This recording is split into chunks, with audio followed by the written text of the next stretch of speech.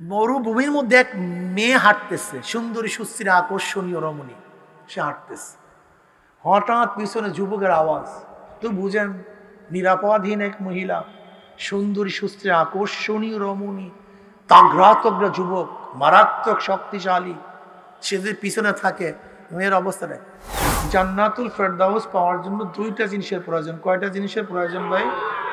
ঈমান ও নেকামল। বলেন ঈমান কি জিনিস?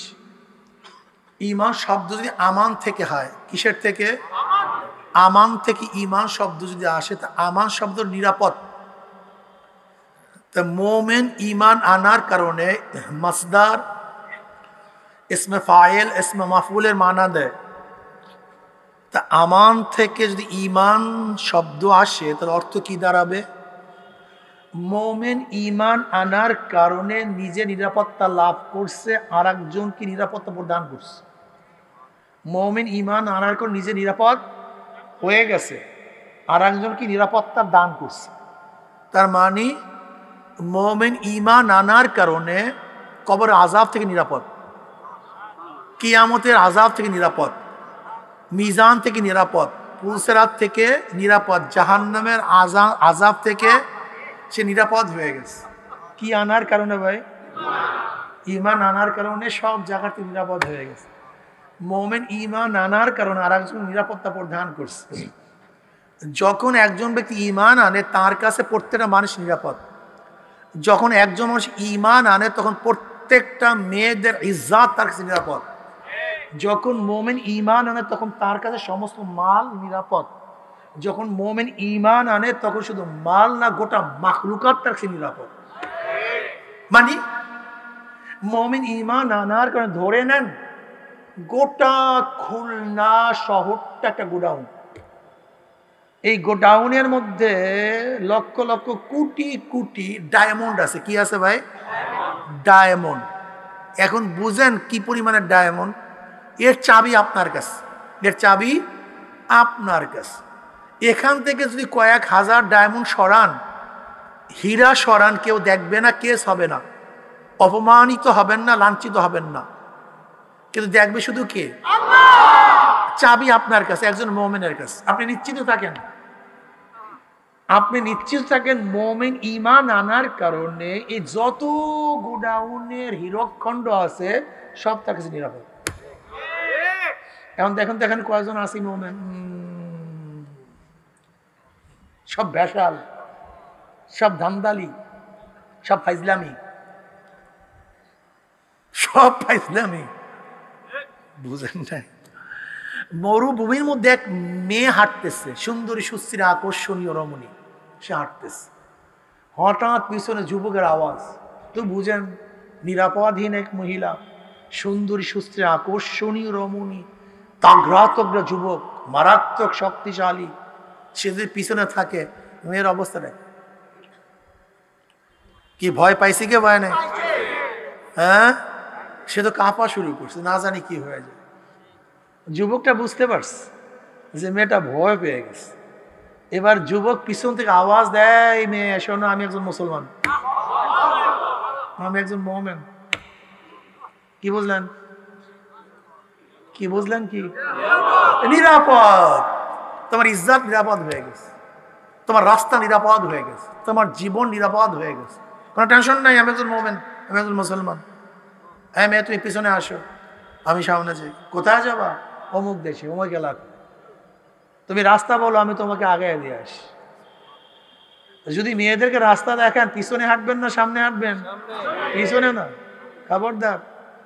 আল্লাহ পাক মেয়েদের সব কিছুকেই সৌন্দর্যতা বানাইছে, সব জায়গায় আকর্ষণ।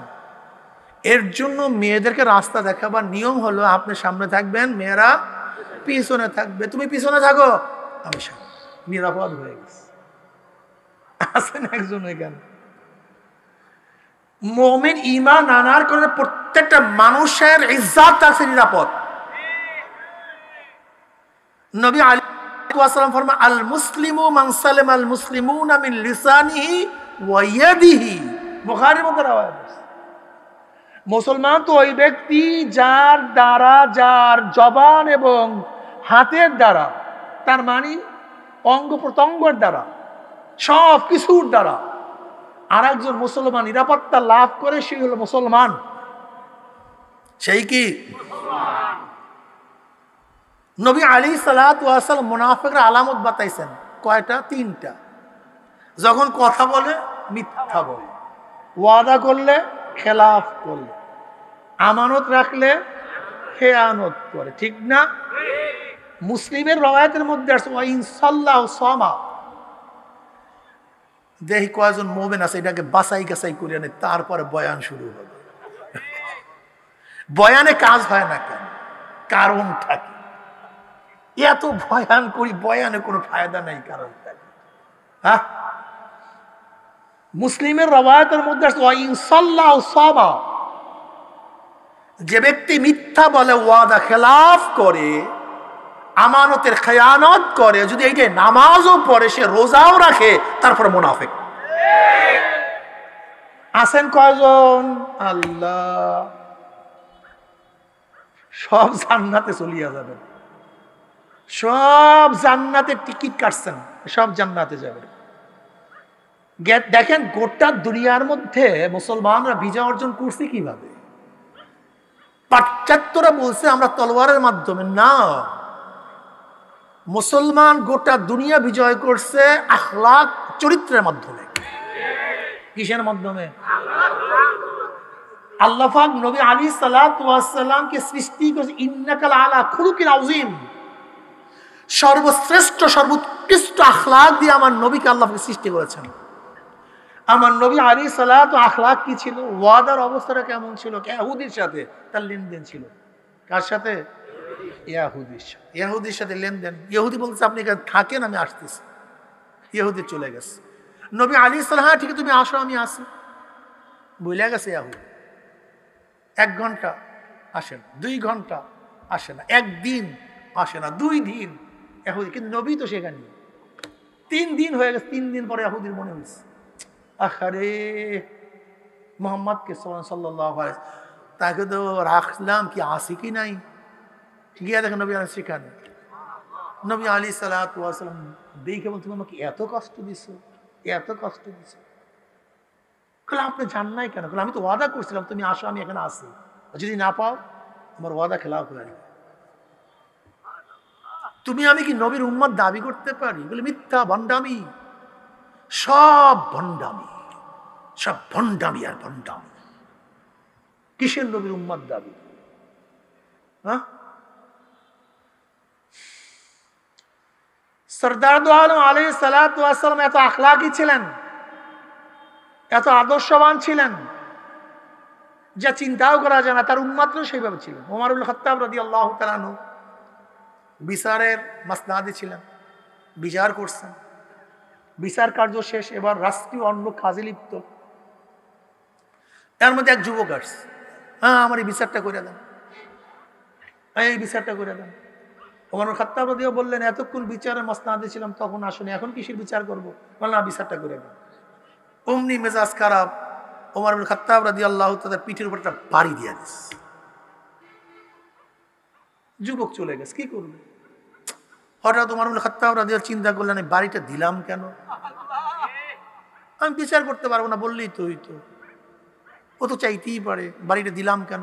ঠিক হয় না, এটা দেওয়া ঠিক হয় না। শেখ ওমরকে, ওমরকে বলেন তো, কথা বলেন, অর্ধজাহানের বাদশা, অর্ধজাহানের, যার নাম শুনলে রোম পারস্যের লোক, প্রেসিডেন্টরা কাঁপতো। আমি সেই ওমরের কথা বলতেছি, সাধারণ কোনো মানুষ না। কতক্ষণ পর মনে হয়েছে, হ্যাঁ করলাম কেন? ডাকো, সেই যুবককে ডাক। যুবক আসছে, এবার নিজের পিঠের উপর থেকে কাপড়টা ফালাইয়া দিস, ব্যাগটা তার হাতে দিস। যুবক, আমি তোমার উপরে যে আঘাত করছিলাম, ওই আঘাতটা আমাকে দিয়ে দাও। ইসকা নাম হয় মুমিন, তুমি আমি না, কিন্তু এগুলো বুয়া। উমর ইবনে খাত্তাব রাদিয়াল্লাহু তাআলা রাতে ঘুরতেন, প্রজাদের অবস্থা দেখতেন, জনগণের অবস্থা দেখতেন। হঠাৎ মরু প্রান্তে দেখেন বাতি জ্বলে, এত রাত্রে আগুন কেন? কি আগুন জ্বল? কোনো বেদুইন কি আসছে নাকি? কাছে গিয়ে দেখেন একজন মহিলা পাতিলের মধ্যে পানি দিয়ে আগুন জ্বালাইতেছে আর বাচ্চাগুলি কাটতেছে, কিন্তু পাতিলের মধ্যে কোনো খাদ্য নেই। ওমর ইবনে খাত্তাব রাদিয়াল্লাহু কাছে গিয়ে বলছে, এই কি করতেছো তুমি, কোথা থেকে আসছো, তোমার পাতিলের মধ্যে কিচ্ছুই নেই, শুধু পানি, এটা জ্বালাইতেছো কেন? মহিলা বলছে, আল্লাহ পাক ওমরকে মাফ করুক। কি বলতেছে?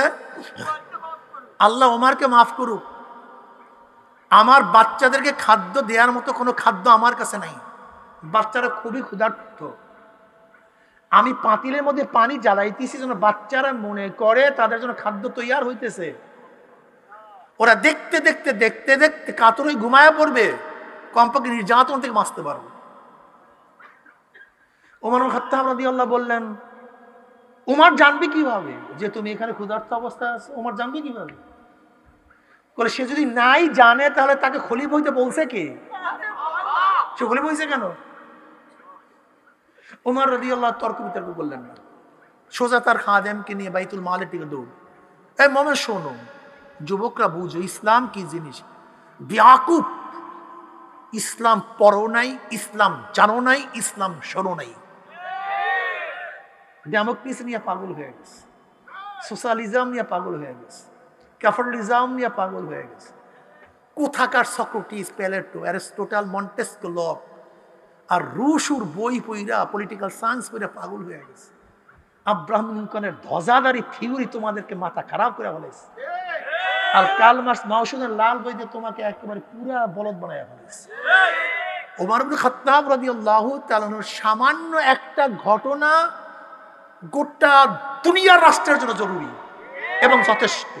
শুধু একটা ঘটনা, যে শাসক কেমন হওয়া উচিত, শাসক কেমন হওয়া উচিত, এই একটা ঘটনা যদি শাসকদের মাথার মধ্যে ঢুইকা যায় আর কিছু লাগবে না। ওমর খাত্তাব রাদিয়াল্লাহু তাআলা বাইতুল মালে দৌড়। এবার আটা নিলেন, চবরি নিলেন, ঘি নিলেন, তৈল নিলেন, ঘি নিলেন, চিনি নিলেন, খাজুর নিলেন, বহুত কিছু টাকাও নিলেন, বস্তা বিশাল। এবার ওমর ইবনে খাত্তাব রাদিয়াল্লাহু খাদেমকে বলতেছেন, খাদেম এগুলি আমার মাথার উপরে চাপায়া দাও, আমার পিঠের উপরে চাপায়া দাও। কি বলতেছেন, এটা কেমন কথা, কি বলতেছেন? না, আমার মাথায় দেন। জবাবটা কি দিয়েছেন ওমর ইবনে খাত্তাব রাদিয়াল্লাহু তাআলা? যে কিয়ামতের ময়দানে আমার গুনাহ কি তুমি বহন করবে না আমাকে বহন করতে হবে? কাজে যেহেতু কিয়ামতের ময়দানে ওমরের গুনাহ ওমরকেই বহন করতে হবে, কাজে বস্তা তোমাকে বহন করতে দেব না, এই বস্তা আমার মাথায় দাও। রাবি বলেন ওমর ইবনে খাত্তাব রাদিয়াল্লাহু তাআলা বস্তা নিয়ে দৌড়। পানি আগের থেকে গরম, পানির মধ্যে সবকিছু দিলেন। রাবি বলতেছে ওমর ইবনে খাত্তাব রাদিয়াল্লাহু তাআলা আগুনের মধ্যে ফুঁক দিতে গিয়া, মানে তাড়াতাড়ি খাদ্য তৈয়ার করার জন্য আগুনের মধ্যে ফুঁক দিতে গিয়ে তার দাড়ির থেকে ধোঁয়া বেরোতেছে, এরকম আগুনের নিচে গিয়ে ফুঁক দিতে আসছে। এখন নিজেই বাবুর্চি ফুকাইতেছে আগুনের মধ্যে, খাদ্য তৈয়ার করতেছে। কিছুক্ষণের মধ্যে সারিত দামি খাদ্য তৈয়ার হয়ে গেছে। বাচ্চাগুলিকে নিজে বন্টন করতেছে, মহিলাকে বন্টন করতেছে। ক্ষুধার্ত বাচ্চা এত দামি খাদ্য পেয়ে তো বুঝেন অবস্থাটা কি, আঁচুদা হয়ে খেয়েছে। এবার কিছু টাকাও তার হাতে দিস। এবার মহিলা বলতেছে, আরে ওমর যদি খলিফা না হয় তুমি খলিফা হইতো, কতই না ভালো হইতো। ওমর ইবনে খাত্তাব বলতেছেন, সেখানে গেলে হয়তো আমাকে দেখতেও পারো। পরিচয় দিলেন না। এবার বাচ্চাগুলি খেলার মধ্যে লিপ্ত হয়ে গেছে। ছোট বাচ্চারা ক্ষুধা নেই বরণের পরে আনন্দ আনন্দ আর আনন্দ। ওমর খাত্তাব রাদিয়াল্লাহু তাআলা কিছু দূর গেলেন, যাওয়ার পরে আবার দাঁড়ালেন, বাচ্চাদের তাকালেন। রাবি বলতেছেন, আপনি কি দেখতেছেন? কল যে বাচ্চাগুলির চোখের মধ্যে তখন পানি ছিল, এখন তাদের মুখের মধ্যে হাসি দেখতে আমার কাছে খুবই ভালো লাগে। কি বুঝলেন? আপনারা জানেন এই বাইতুল মুকাদ্দাস এখন যেটা ইহুদিরা দখল করার চেষ্টা করতেছে, এটা মুসলমানরা দখল করেছিল। ওমর ইবনে খাত্তাবের জমানায় রাদিয়াল্লাহু তাআলা আনহু, খ্রিস্টান পাদ্রী বলছে আমাদের কিতাবের মধ্যে আছে তোমাদের আমিরুল মুমিনিন এই গেট খুলবে, কাজে তোমাদের কারোর কাছে আমি গেটের চাবি দেব না, যদি সে আসে তাহলে দেব। ওমর ইবনে খাত্তাব রাদিয়াল্লাহু রাজি হয়ে গেলেন, রওনা করলেন। এই সিরিয়া যাবে, এই বাইতুল মুকাদ্দাস আসবে, এখানে আসবে জেরুজালেম। উটের উপরে ওমর ইবনে খাত্তাব রাদিয়াল্লাহু তাআলা গোলাম রশি টানতেছে, তিনি উটের উপরে। হঠাৎ চিন্তা করলেন আমিও মানুষ, ও তো মানুষ,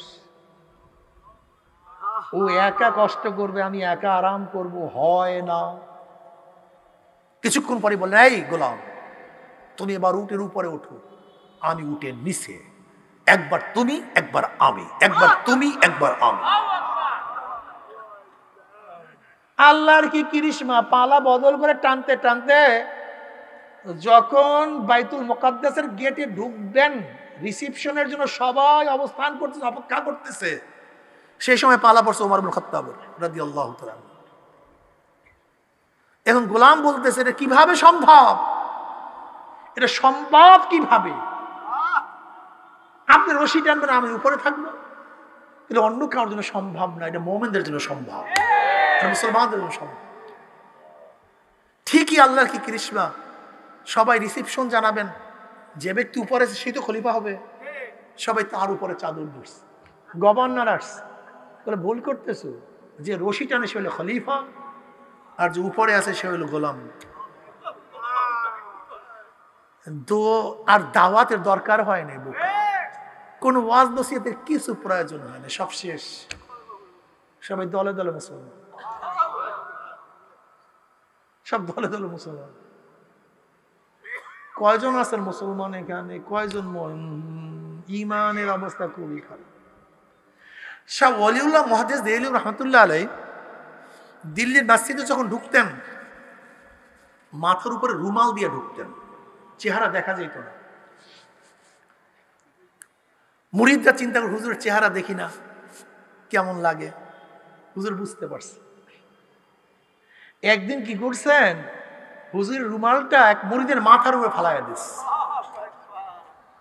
অমনি মুরিদ চিল্লাইয়া ফাল্লাইয়া অস্থির, হুজুর টান দিয়ে রুমালটা নিয়ে গেছে,